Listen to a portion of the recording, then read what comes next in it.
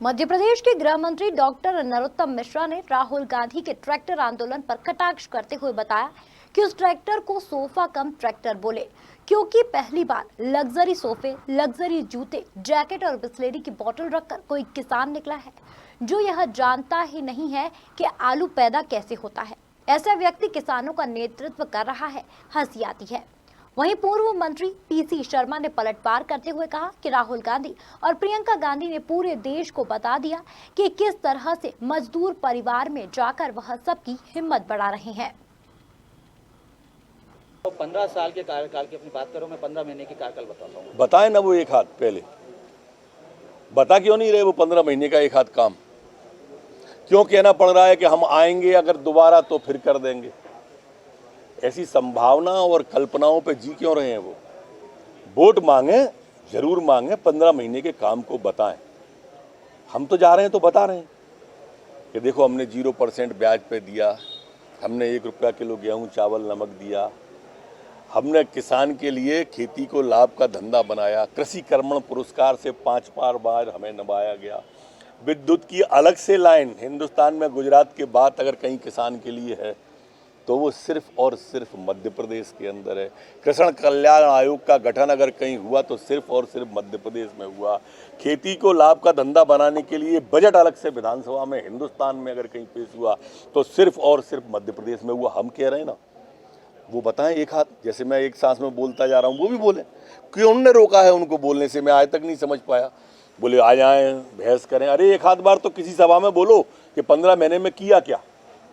राहुल गांधी आज tractor rally, sofa cum tractor बोले आप उसे।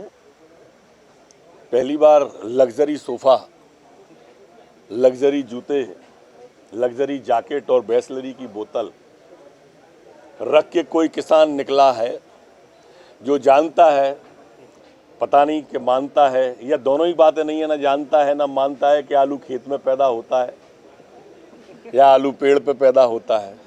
ऐसा व्यक्ति किसान का नेतृत्व कर रहा है। अब क्या कहें इसके बारे में, हंसी ही आती है।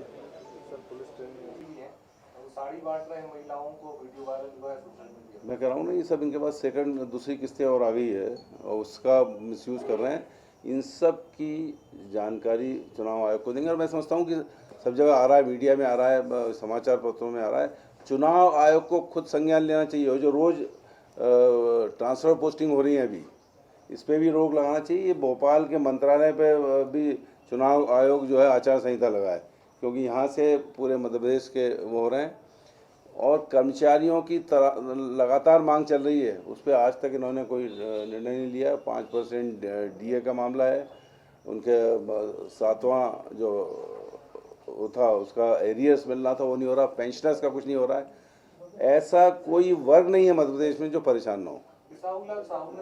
द्वारा राहुल गांधी को वीआईपी किसान बताया जा रहा है, जिस तरह से ट्रैक्टर से रैली निकाली है ना राहुल गांधी। ये पंजाब है, वहाँ कांग्रेस की सरकार है और हर घर में वहाँ ट्रैक्टर है, वहाँ लोग ट्रैक्टर से ही चलते हैं। तो राहुल गांधी उनके मुख्यमंत्री जिन्होंने पूरे सब किसानों को ट्रैक्टर दिला दिया, तो ट्रैक्टर भी चलेंगे, आपको हल पे थोड़ी चलेंगे। ट्रैक्टर कम सोफा बताया जा रहा है, ट्रैक्टर कम सोफा बताया जा रहा है। देखिए, राहुल गांधी और प्रियंका गांधी ने बता दिया पूरे देश को कि किस तरह से एक मजबूर परिवार में जाकर उसकी हिम्मत बढ़ाते हैं वो। बाकी तो नौटंकी हो रही है और वो योगी जी के अब उस चीज़ को डाइवर्ट कर रहे हैं। ईडी, दुनिया में कुछ भी हो जाए हिंदुस्तान में, वो ईडी को जानकारी दे दो, ईडी इसकी जांच करेगा, चाहे वो उसका मामला, उसको सुरक्षा दे नहीं रहे। कंगना को जेट सिक्योरिटी की वो है, लेकिन उस परिवार को सुरक्षा नहीं दे रहे हैं। ये प्रियंका गांधी ने खुद लट सहे हैं, वहाँ गई हैं, इसलिए वीआईपी किसान कहना ये बेमानी है। राहुल गांधी और प्रियंका गांधी जिस तरह से आज लड़ाई लड़ रहे हैं, प्रियंका गांधी जिस तरह से लड़ाई लड़ रही है, इंदिरा गांधी की याद पूरे हिंदुस्तान को आ जा रही है। बेलची में जिस तरह से इंदिरा गांधी हाथी पे चढ़ के गई थी, उसी तरह लट्ठों के बीच में, पुलिस के लठेतों के बीच में वो वहाँ गई और उस बिटिया के परिवार से हाथरस में वो मिल के आई है। देखिए, बसों का मामला हो, चाहे स्कूल का मामला हो, फीस का, चाहे दशहरा मनाने का मामला हो, ये कोई फैसले ले ही नहीं पा रहे हैं और पूरी तरह सरकार फेल हो गई। आज मध्य प्रदेश में आज की तारीख में कोई सरकार नहीं है, यहाँ कोई कानून व्यवस्था नहीं है। 15 दिनों के अंदर 7 गैंग रेप हुए हैं। ये मध्य प्रदेश रेप स्टेट बन चुका है।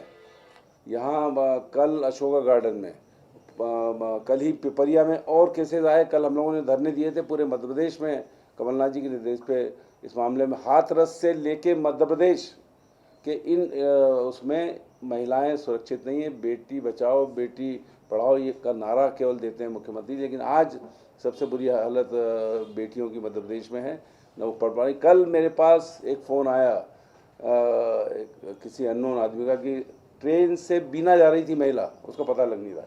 डेली इस तरह के मामले हो रहे हैं, छोटी छोटी बच्चियों के साथ रेप हो रहे हैं। वहाँ स्टेशन पे अभी एक महिला जो भीख मांगने वाली है उसका मर्डर, रेप करके मर्डर हो गया। उसके अलावा ये 4 बच्चियाँ 3 दिन से गायब हैं, उसका अभी तक कोई पता नहीं भोपाल से। कुल मिलाकर ये कानून व्यवस्था ध्वस्त हो गई। पुलिस से और प्रशासन से कोई डर नहीं रहा है और इसलिए ये सब चीज़ें हो रही। गुंडे बदमाशों को बीजेपी सरकार का संरक्षण है, इनके नेताओं का संरक्षण है, इसलिए खुलेआम कोई सा भी माफिया हो वो सब माफिया एक्टिव हो गए हो, चाहे रेत माफिया हो, चाहे भूमि माफिया हो, चाहे शराब माफिया हो या गुंडा माफिया हो, ये सब एक्टिव है समझ लो। मुकाबले से बीजेपी के सबकी पैच पर अब बीजेपी भी संकल्प पत्र ला रही है, लेकिन फोकस उनका किसान पे थे। लेकिन 28 विधानसभाओं के लिए 28 संकल्प सामने देख के सर कांग्रेस ने वचन पत्र दिया था 2018 के चुनाव में, कमलनाथ जी ने, जो कांग्रेस के हमारे अध्यक्ष हैं, और उसी वचन पत्र को उन्होंने कहा है कि अब संकल्प लेते हैं कि उस वचन पत्र को पूरा करना है। जो 28 विधानसभा में जो बातें कही गई हैं, जो कमी है वो तो पूरा करेंगे। लेकिन मध्य प्रदेश में चाहे किसानों के ऋण माफ़ी का मामला हो, 100 रुपये सॉलिड बिजली का मामला हो, युवाओं को रोजगार का मामला हो, 70% प्राइवेट उद्योगों का मामला हो, ये बीजेपी केवल नकल कर रही है। और वचन पत्र में 15 महीने में जितनी बातें कही थी, चाहे वो किसानों की ऋण माफ़ी, जो कमल पटेल जो कृषि मंत्री, उन्होंने विधानसभा में भी इसको माना है। और ये इनका संकल्प नहीं है, न कोई वचन है, इनका केवल है झूठ पत्र, जिसका नाम दूंगा मैं झूठ पत्र। जितनी भी झूठ बातें, क्योंकि 15 साल में इन्होंने चाहे 50,000 रुपये ऋण माफ़ करने की बात कही हो 2008 में, वो नहीं किए किसानों के। और किसानों की जो ऋण माफ़ी हो रही थी, जो 1 जून से 2 लाख तक के किसानों का ऋण माफ़ होना था, उस पर इन्होंने रोक लगा दी। और अगर मामला लें यहाँ पर भोपाल और बगल में रायसेन, तो जो मुआवजा मिला है वो सांची में तो मिल गया, लेकिन भोपाल के जो किसान हैं उनको नहीं मिला। तो ये इन्होंने चिन्हित किया है कि जो कुछ भी करना है अभी चुनाव के समय 28 पे करना है। बाकी इनका पूरे मध्य प्रदेश के किसानों से कोई लेना देना नहीं, कोई युवाओं से लेना देना नहीं। यहाँ पर्यटन विभाग में करीब 83 लोगों को नौकरी से निकाल दिया है। कल ही वो सब आए थे। पूरी तरह से बेरोजगारी फैली है। कोरोना काल में कई लोगों को अलग अलग विभागों से नौकरी से निकाल दिया। अभी समाज कल्याण विभाग के भी लोग आने वाले हैं, उनको नौकरी से निकाल दिया। लगातार लोगों को नौकरी से निकाला है। किसानों की ऋण माफ़ी पे रोक लगाई है। बिजली के बड़े बड़े बिल आ रहे हैं। और कोरोना में व्यवसाय, जो काम धंधे लोगों के थे, वो सब चौपट हो गए हैं। इसलिए मान के चलिए कि इनके झूठ पत्र पर लोग विश्वास नहीं करेंगे।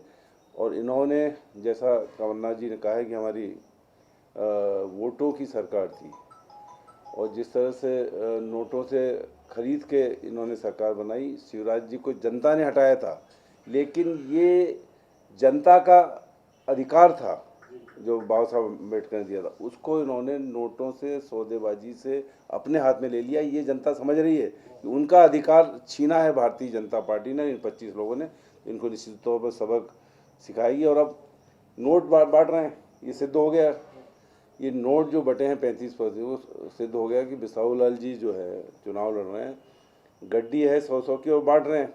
और ऐसा लग रहा है कि दूसरी किस्त आ गई है इनकी। पहली किस्त तो इनने दबा ली है, दूसरी किस्त जो आई है बीजेपी से वो चल रही है। और एक डाउट और है, इनके पास 1000 के नोट भी हैं पुराने नकली, वो भी बांट सकते हैं। वो जनता को ये भी देखना पड़ेगा कि वो 1000 के नकली नोट ये नहीं बांटते जो नोटबंदी ने बंद कर दिए। सर, ये जो किसानों को वो 2-2 और 4 बोल रहे हैं कि हम बीमा कंपनी से बात करेंगे और ये राशि बढ़वाएंगे अब। सवाल ये है कि किसान को आज ज़रूरत है, कब 9 मन तेल होगा और कब राधा नाचेगी। वो 2 रुपये 4 रुपये के जो दिए हैं, और ये बार बार एक झूठ और बोलते हैं, ये फसल बीमा का पैसा भी कमलनाथ जी की सरकार में जमा हुआ था जो दिया गया है। इसमें इस सरकार का कोई रोल नहीं है। इस सरकार के पास पैसे नाम की चीज़ है नहीं। हर महीने 1000 करोड़ का लोन लेते हैं और कहाँ भ्रष्टाचार में निपटा देते हैं पता ही नहीं लगता।